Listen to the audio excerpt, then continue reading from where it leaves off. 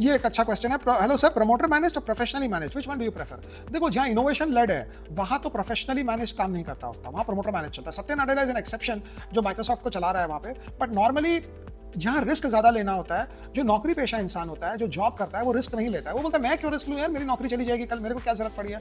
But हाँ, अगर promoter lead होता है तो पैशनेट होता है, वो दूसरे लेवल पे कंपनी को ले जा सकता है। सो मोस्टली मेरा एक्सपीरियंस ये रहा है कि जो मल्टी बैगर स्टॉक्स होते हैं वो प्रमोटर लेड होते हैं, वो प्रोफेशनली लेड नहीं होते, बिकॉज प्रोफेशनल आदमी उतना रिस्क ही नहीं लेता है। आप अगर पुराने कोई भी हिस्ट्री निकालो, जब इन्फोसिस मल्टी बैगर था, विप्रो मल्टी बैगर था, आप आयशर मोटर को मल्टी बैगर था, पैंटालून मल्टी बैगर था, पेज इंडस्ट्रीज मल्टी बैगर था, आप देख लो जितने आपको स्टॉक्स ले लें सारे प्रमोटर लेड थे। बजाज फाइनेंस, संजीव बजाज है ऊपर में, बट है और नहीं है, but he controls the shot, जितना समझ में आता है।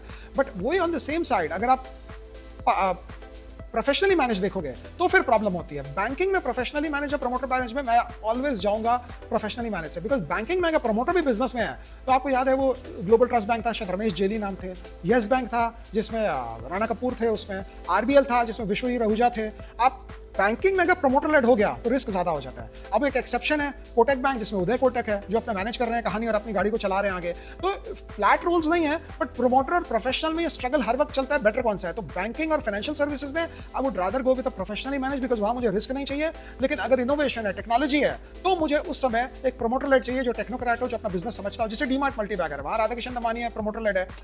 सामने कोई भी हो, बट आरके दमानी तो अपना पूरा बिजनेस खुद पर्सनली देखते हैं, everyone knows it. So promoter led जो होता है वो आपको मल्टी बैगर का चांसेस ज्यादा देता है। प्रोफेशनली मैनेज जो होता है वो ठीक है, स्टॉक अच्छे चलते हैं, बट वो मल्टी बैगर नहीं होता है उसमें ज्यादा, बिकॉज वो सब स्टॉक्स जो होते हैं उसमें रिस्क नहीं लेता है जो भी at the management, at the helm of affairs होता है। तो PPT, con call, annual report, please suggest. मुझे लगता है पीपीटी सबसे मैक्सिमम इंफॉर्मेशन देती है और आपको उससे ज्यादा इंफॉर्मेशन आपको आती है।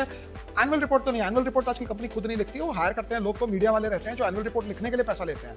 तो एनुअल रिपोर्ट कंपनी वाले नहीं लिखते, वो बना कर लाते हैं, अच्छी अच्छी फोटोएं करते हैं, बोलते हैं कल आपकी फोटो खींची जाएगी ऑफिस में, आप थोड़ा बढ़िया सा सूट वूट पहन के आए, बढ़िया सा। तो चेयरमैन जो है वो अलग पहनते हैं, प्रपोजल जाता है वैसे भेजती है कंपनी अपना।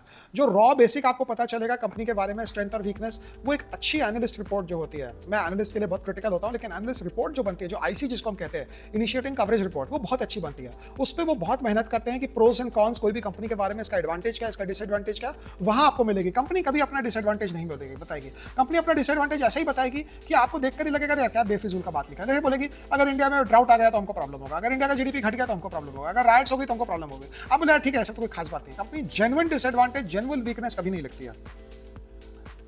आई एम अ कॉन्ट्रैक्ट लेबरर, 15,000 की salary, so I did a SIP of 3,500, then rest the spend on monthly.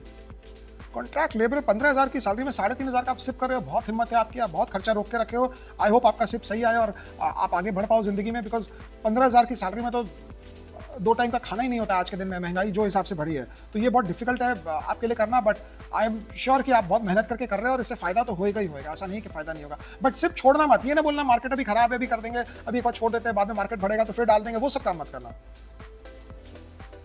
देखो एसबीआई कार्ड्स अगर आप 2020 तक आईपीओ तक देखोगे तो इसका आरओई बहुत हाई था, ग्रोथ बहुत ज्यादा था, ये लोग फंडिंग करके पैसा लेते थे। लेकिन जैसे जैसे आपको इनको मेजर फायदा क्या था, पहली बात तो आज के दिन कार्ड का बिजनेस भी कम हो गया। जब आप जीपे करते हो, डिजिटल से पेमेंट करते हो, तो कार्ड स्वाइप करने का काम भी कम हो गया। अब तो मुझे याद ही नहीं कितने दिन हो गए मैंने वॉलेट से पैसे ही नहीं निकाले होंगे कैश में, मैं सीधा वो जीपे स्कैनर लेता हूँ और वहीं पे पेमेंट हो जाती है, खत्म हो गई बात।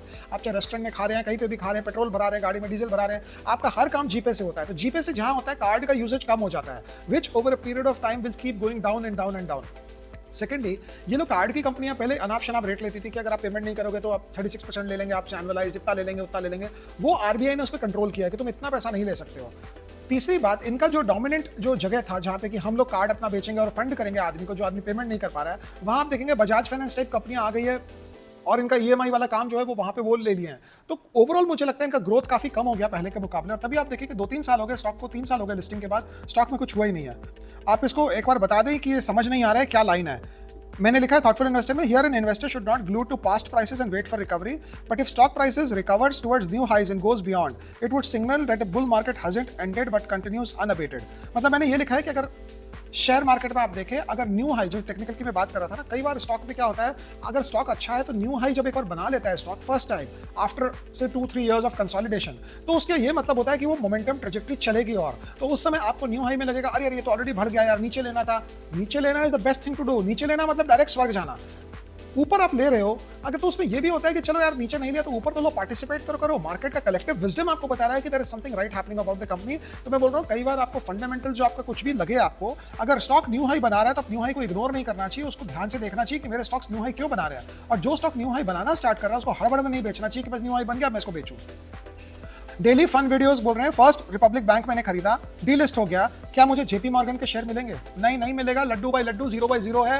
इक्विटी शेयर होल्डर का नियम ये होता है कि in the event of bankruptcy उनको कुछ नहीं मिलता है। तो आप ऐसा ही समझें कि जेपी मॉर्गन वाले जो है उन्होंने एक डील लिया है, वो बॉन्ड होल्डर को शायद पैसा देंगे और इक्विटी वाले को शेयर नहीं देंगे। येस बैंक में एक अनहोनी घटना हुई थी, दुनिया भर में कभी ऐसा नहीं हुआ कि शेयर होल्डर को पैसा मिल गया लेकिन बॉन्ड होल्डर को नहीं मिला। जो 81 का केस जो उनका गया था, 81 नहीं 81, वो केस वो गया था उनका सुप्रीम कोर्ट में, जो थ्योरेटिकली कॉन्टेक्चुअली फंडामेंटली गलत था। मतलब आप बॉन्ड होल्डर को पैसा देकर इक्विटी शेयर होल्डर का पैसा नहीं रख सकते हो, पहले इक्विटी शेयर होल्डर का पैसा उड़ाना पड़ेगा, फिर जो बचेगा बॉन्ड को, फिर जो स्पिल ओवर जो होता है पहले बॉन्ड वाले को जाता है, बचता है तो इक्विटी को आता है। तो येस बैंक जो था वो एक बहुत ही यूनिक चीज थी। बट फर्स्ट रिपब्लिक बैंक और जो भी बैंक होती है पहले इक्विटी उड़ता है, उसके बाद जो बचता है फिर बॉन्ड वाले को दिखा मतलब उड़ता है। तो अगर बॉन्ड वाले को पैसा मिल रहा है और जो बचेगा उसके बाद ही इक्विटी वाले को मिलेगा, ऐसे देखना चाहिए। Like to know, is it possible to manipulate profit by manipulating inventory? Very intelligent question और बहुत सही बात है, बिल्कुल पॉसिबल है। इन्वेंट्री क्लोजिंग स्टॉक को अगर आप सेलिंग प्राइस पे माइनस ग्रॉस पे आप कर लिए कि ग्रॉस मार्जिन माइनस करके, देखो लॉ बोलता है कॉस्ट और market value whichever is lower, आप उस पे इन्वेंट्री को वैल्यू करो। लेकिन कई बार कंपनियां क्या होती है, इन्वेंट्री को selling price minus gross margin पे वैल्यू करते हैं। कई बार कंपनी को पता है कि इन्वेंट्री की कोई कीमत नहीं है, ये बिकेगा नहीं, फिर भी उसको वैल्यू करके रखते हैं। जबकि लीगैलिटी अकाउंटिंग ये बोलता है कि कॉस्ट और market price whichever is lower, अगर वो बिक नहीं सकता है तो उसकी वैल्यू 0 होनी चाहिए, लेकिन लोग करते नहीं है। इसलिए मुझे याद है बिकॉज पैंटालून रिटेल अपने इन्वेंट्री को selling price minus gross margin पे करता था। मतलब वो जो गलत था उसको कॉस्ट, टोटल कॉस्ट पे करना था, लेकिन कॉस्ट पे नहीं करता था, ग्रॉस मार्जिन माइनस करके इन्वेंट्री को वैल्यू करता था। तो जब मुझे दिखा तो मुझे बड़ा टेंशन हुआ, यार ये कैसे होगा, ये तो गड़बड़ कर रहे हैं, ये हो रहा है वो हो रहा है। बाद में मैं ये रियलाइज किया कि उसका एंटायर इंपैक्ट 200 करोड़ का था और कंपनी का मार्केट कैप उस समय तक 2-2.5-3 हज़ार करोड़ हो गया था। तो बोला ठीक है चलो देखा जाएगा। तो अगर आप बहुत ज़्यादा बारीकी में जाते हैं, बहुत ज़्यादा आपको एनालिसिस करनी होती है, तो कई बार ये एनालिसिस बैकफायर कर जाएगी आपके ऊपर, आपको ही समझ नहीं आएगा कि हुआ क्या। तो इसीलिए बिग पिक्चर राइट रखें और इतनी बारीकी में, अगर स्टॉक जो है बुल मार्केट का लीडर है, ग्रोथ कर रहा है, तो इतनी बारीकी में जाके कोई फायदा नहीं है। My allocations for US stocks are half invested in Google, Apple, Palantir. Other half is in dollars sitting idle with my US broking app. Should I invest now in Tesla or Celsius? देखो Tesla जो है ना, ये stock बहुत अच्छा, आपके पास 4 साल का व्यू है। अगर आपके पास 4 हफ्ते का व्यू है तो आपको खुद ही पता नहीं रहेगा स्टॉक कब 20% घट गया, कब 20% बढ़ गया। मुझे भी नहीं समझ आता है क्या करना है इसका। तो टेस्ला जैसे स्टॉक के लिए जब वो बढ़ जाता है तो लॉन्ग टर्म व्यू बोलना अच्छा है, लेकिन आप $260 में लेंगे और स्टॉक 220 हो जाएगा तो उधर ही आपका दिमाग खराब होगा, अरे यार कहाँ फंस गए। तो ये बहुत डिफिकल्ट है बोलना। अभी इसका Q2 नंबर आएगा जो, क्योंकि वहाँ पे सेकंड क्वार्टर जून का होता है, कैलेंडर ईयर से चलते हैं बोलो। मुझे लगता है Q2 का नंबर खराब आएगा। वो मैंने पहले भी एक बार बोला था कि मुझे लगता है टेस्ला का Q2 नंबर खराब आ जाएगा। और बुल मार्केट में क्या होता है, मार्केट खराब नंबर को डिस्काउंट करके आगे बढ़ता है। बेयर मार्केट में जो है, मार्केट जो है खराब नंबर से थोड़ा ज्यादा इंपैक्टेड होता है। तो बहुत डिफिकल्ट है। मेरे को लगता है खराब नंबर आएगा, नी जर्क रिएक्शन होगा, स्टॉक शायद नीचे आ जाए, उसके बाद ऊपर जाए तो जाए, बट आप इसके ऊपर व्यू नहीं बना सकते कि यहां से मैं ले लूंगा टेस्ला तो एकदम वन साइडेड ऊपर जाएगा। तो ये एक प्रॉब्लम है इसमें।